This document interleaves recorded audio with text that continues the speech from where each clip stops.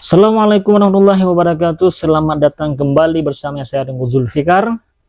Bagaimana keadaan saudara-saudara? Semoga selalu dalam keadaan sehat walafiat dan diberikan rezeki yang berlimpah dan ilmu yang bermanfaat, dan kita jadikan sebagai manusia yang bermanfaat untuk manusia yang lain. Sebagaimana biasanya, kita pada hari ini akan menceritakan sebuah kisah yang penuh hikmah dan keutamaan dan kelebihan yang tertulis dalam kitab An-Nawadir. Pada hari ini kita akan menceritakan hikayah yang ke-35 tentang kelebihan mandi pada hari Jumat. Wahukia, diceritakan bahwa Nabi Isa ibnu Maryam alaihissalam berjalan-jalan, kemudian bertemu dengan seorang pemburu, yang mana pemburu tersebut memasang jerat. Lalu terjeratlah seekor kijang betina pada jeratan tersebut. Kemudian kijang tersebut melihat Nabi Isa. Allah membuat kijang betina itu bisa berbicara.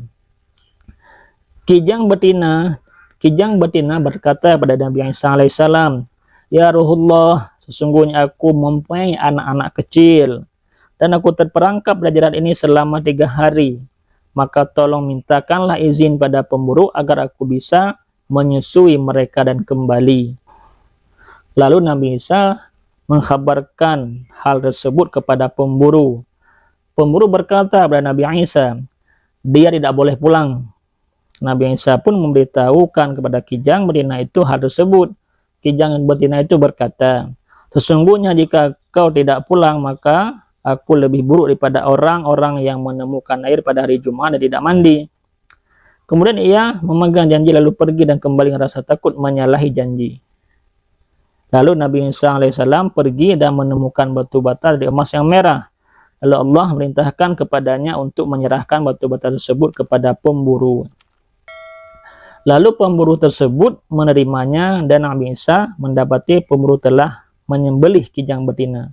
Lalu Nabi Isa berseru sambil berkata, Allah telah menghilangkan barokah dari amal si pemburu. Dan itulah yang terjadi. Nah, begitulah salah satu cerita tentang fadilah daripada mandi pada hari Jumat.